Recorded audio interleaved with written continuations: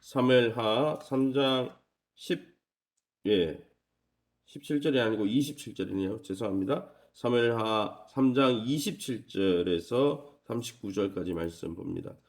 사무엘하 3장 27절에서 39절 가운데 자막을 참조해서 27절, 28절, 31절부터 또 39절 저와 여러분이 한 절씩 교독하겠습니다. 사무엘하 3장 27절입니다. 아브넬이 헤브론으로 돌아오매 요압이 더불어 조용히 말하는 듯이 그를 데리고 성문 안으로 들어가 거기서 배를 찔러 죽이니 이는 자기의 동생 아사헬의 피로 말미암음이더라. 28절입니다. 그 후에 다윗이 듣고 이르되 넬의 아들 아브넬의 피에 대하여 나와 내 나라는 여호와 앞에 영원히 무죄하니. 31절입니다. 다윗이 요압과 및 자기와 함께 있는 모든 백성에게 이르되 너희는 옷을 찢고 굵은 배를 띠고 아브넬 앞에서 애도하라 하니라. 다윗 왕이 상렬을 따라가다가 36절입니다. 온 백성이 보고 기뻐하며 왕이 무슨 일을 하든지 무리가 다 기뻐하므로. 39절 같이 읽겠습니다. 내가 기름 부음 받은 왕이 되었으나 오늘 약하여서 수리아의 아들인 이 사람들을 제어하기가 너무 어려우니 여호와는 악행하는 자에게 그 악한 대로 갚으실지로다 하니라. 아멘. 오늘은 사무엘하 3장 27절에서 39절 말씀 가지고 아브넬의 죽음이라는 제목으로 말씀을 함께 나누길 원합니다. 다윗의 군대 장관, 다윗의 신복이었던 요압 군대 장관이 바로 상대편 적군의 즉 11지파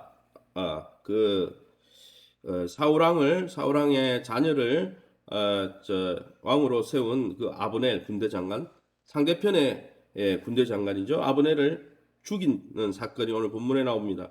이렇게 요압이 아브넬을 죽인 것은 율법에 위배되는 범죄죠. 왜냐하면은 헤브론으로 그가 피하여 왔지 않습니까? 그런데 헤브론은 무엇입니까?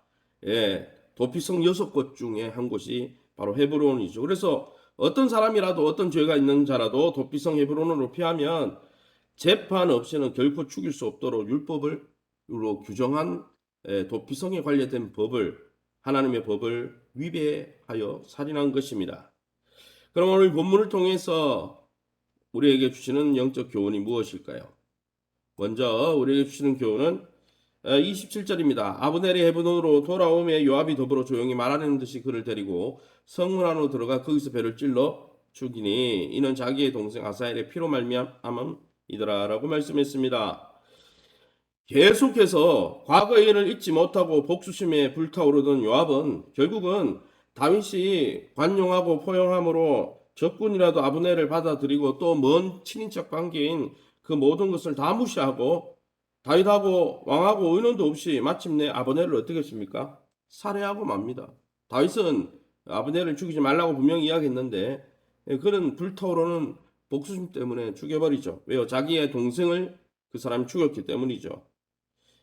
죄를 가슴 깊이 품고 있으면 반드시 그 열매가 맺히기 마련입니다. 요압은 기회를 엿보아 수단 방법 가리지 않고 결국 동생의 원수를 갚고 마는 것이죠. 아브넬은 아사헬을 죽일 때 어쩔 수 없이 정당방위로 따라오지 마라, 내가 너를 죽이면 형을 볼 면목이 없다라고 말했는데 요압은 자신의 동생의 원수 그 원한 때문에 그냥 묻지도 않고 뒤에서 찔러 죽인 것입니다. 사랑하는 성도 여러분, 우리도 지금 우리 마음속에 품은 죄를 여러분 성령께서 깨닫게 하시고 말씀을 통해 깨닫게 하실 때 십자가에 못 박고 부인하지 못하고 계속 품고 있는 죄를 우리의 삶 속에 실행하려고 하고 있지는 않습니까? 우리의 마음밭에 죄의 씨앗이 아니라 날마다 말씀의 씨앗을 심어서 하나님 기뻐하는 아름다운 열매를 맺어가는 저와 여러분 될 수 있기를 예수님 여러분으로 축원합니다. 28절 말씀입니다. 그 후에 다시 듣고 이르되 넬의 아들 아브넬의 피에 대해 나와 내 나라는 여호와 앞에 영원히 무죄하다라고 했습니다. 다윗은 정당하지 못한 피를 흘리는 것을 두려워했죠. 왜냐하면 자기도 군인으로서 전쟁에 출전해가지고 많은 피를 흘렸기 때문입니다. 게다가 하나님은 분명히 피의 대가를 분명히 갚으시는 분이기 때문이죠. 정치적인 계략은 순간적인 성공을 가져올지 몰라도 하나님을 두려워하는 자는 결코 순간적인 성공을 기뻐하지 않는다는 거죠. 하나님의 뜻을 행한다는 거죠. 하나님 뜻 안에서 용서와 간용과 그리스도의 사랑 가운데 행하는 저와 여러분 될 수 있기를 예수님 이름으로 축원합니다. 31절에 계속해서 다윗이 요압과 및 자기와 함께 있는 모든 백성에게 이르되 너희는 옷을 찢고 굵은 배를 띠고 아브넬을 위하여 애도하라 라고 했습니다. 다윗은 적군이었지만 그전에도 그랬듯이 사울왕 또 요나단의 죽음을 놓고 애도했듯이 또 그 나라의 군대 장관이었던 아브넬의 죽음을 위해서 슬피 울고 애가를 지으며 금식했습니다. 다른 말로 하면 수요 예배 때 제가 말씀드린 대로 공감 능력이 뛰어났다는 거예요. 다윗은 성령 충만하면 하나님의 뜻이 중요하지 뭐 사람이 어떻게 되든지 이렇게 사람을 무시하는 게 아니고 하나님을 진짜 사랑하면 하나님의 형상대로 지음받은 사람에 대해서 긍휼히 여기고 불쌍히 여기는 공감 능력이 뛰어나게 되어 있다는 것이죠. 성령의 열매가 뭡니까? 사랑으로부터 시작해서 절제에 이르는 이 성령의 열매를 가만히 살펴보면 사람을 사랑하고 공감하는 것이죠. 그런데 다윗은 그런 공감 능력이 뛰어나서 죽은 아브넬을 칭찬하고 요압을 정죄함으로 자신의 뜻을 분명히 나타내었다는 것이죠. 사랑하는 성도 여러분, 우리는 선과 악에 대해서 어떻게 우리의 분명한 자세를 보이고 있습니까? 우리가 풀지 못한 과거의 또 분노와 원한 때문에 하나님의 뜻을 그르치고 있진 않습니까? 저와 여러분이 매일 하나님을 사랑하듯이 우리 주변의 원수까지도 그들을 위해서 축복하고 기도하고 사랑하며 또 그들의 딱한 처지를 긍휼히 여길 수 있는 하나님을 닮은 자들이 다 되시기를 예수님 이름으로 축원합니다. 36절입니다. 온 백성이 보고 기뻐하며 왕이 무슨 일을 하든지 무리가 다 기뻐함으로 라고 말씀했습니다. 백성들은 아브넬을 위해서 애도하고 또 요압을 위해서 요압을 정죄한 이 다윗의 공평한 모습을 보면서 11지파, 유다 지파뿐 아니라 모든 11지파, 12지파 모든 이스라엘 백성들이 다 두 손 들고 환영했다는 것입니다. 팔이 안으로 굽는다고 보통은 자기 편이면 요압이 자기 군대 장관 아닙니까? 그래서 그냥 두둔하고 죽은 아브넬이 잘 죽었다고 이렇게 보통 사람들은 말할 수 있는데 다윗은 그렇지 않았다는 것이죠. 공평정대하게 모든 일을 처리했다는 것이죠. 사랑하는 성도 여러분, 팔이 안으로 굽는다고 혹시 친분이 있고 이해관계가 있다고 하나님 앞에 불의하고 잘못되었는데도 눈 감아 주는 것을 사랑이라고 착각하고 있지는 않습니까? 하나님은 우리를 사랑하실 뿐 아니라 공의로 대하시는 분이라 그랬어요. 그 공의 때문에 우리를 심판해야 되는데 하나님이 예수 그리스도를 십자가 위에서 심판하시지 않았습니까? 아무쪼록 저와 여러분은 성령 안에서 주님의 사랑뿐 아니라 주님의 공의를 닮아가는 저와 여러분 다 될 수 있기를 예수님 이름으로 축원합니다. 마지막으로 39절입니다.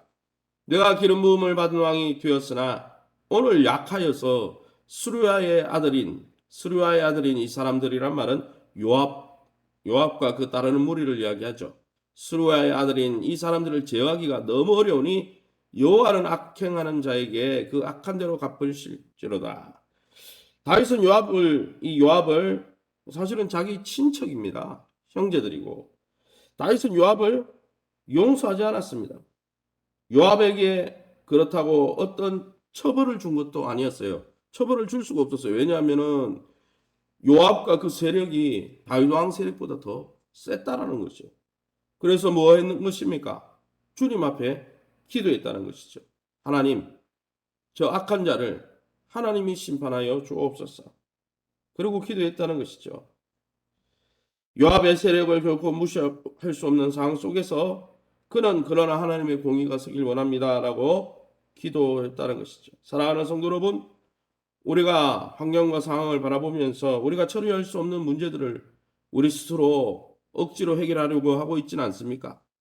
불의한 상황, 또 불편한 상황에 마주할 때라도 그것을 우리 손으로 우리의 과거 이해관계로 정말 요압처럼 심판하는 자가 아니라 모든 것을 선악 가운데 분별하시는 의로우신 재판장 되신 하나님 앞에 기도 가운데 모든 것을 맡기고 하나님이 신원해 달라고 대신 갚아달라고 믿음으로 의탁하는 저와 여러분의 인생 되시기를 예수님 이름으로 축원합니다. 시간에 우리 합심해서 기도합니다.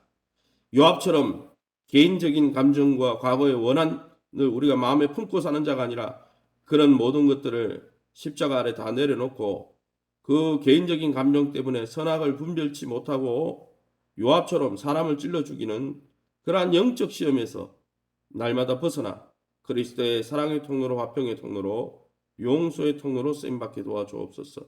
2022년 하나님 품속 같은 영적 어머니 횃불 교회를 통해서 믿음이 회복되고 건강과 기업과 자녀들이 회복될 수 있도록 위해서 기도해 주시기 바랍니다.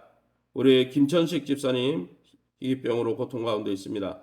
우리 전성호 집사님, 또 강태동 권사님, 또 김명애 권사님 어머님을 위해서 또 어제 아랫게 또 다쳐서 입원해 계신 우리 고열 권사님, 또 갈비뼈가 또 부러져서 골절된 가운데 있는데 하나님께서 긍휼하게 달라고, 또 11월 6일에 있는 중직자와 또 좋은 사역자들이 잘 세워지고 예배 회복, 복음 증거하는 복된 교회, 또 충성스러운 일꾼을 양성하는 교회가 되게 해달라고 우리 합심에서 통성으로 기도합니다. 주여 하나님 아버지 은혜 감사합니다. 하나님의 놀라운 은혜 가운데 이 새벽에 요압의 불의한 행동을 봅니다.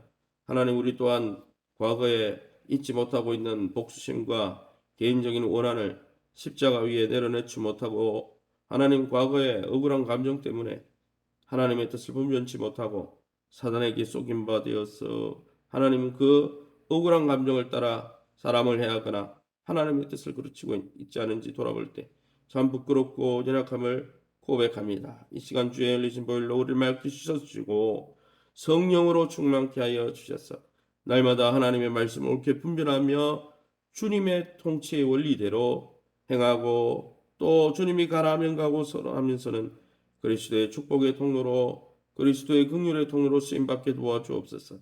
2020년 주님 품속 같은 횃불 교회를 통해서 회복되고 변화를 경험한 하나님 되게 도와주시되 우리 성도들의 믿음이 다시 살아나 그리스도의 장성한 분량까지 자라갈 수 있도록 인도해 주시고 우리 성도들의 기업과 자녀들의 미래를 축복해 주옵소서.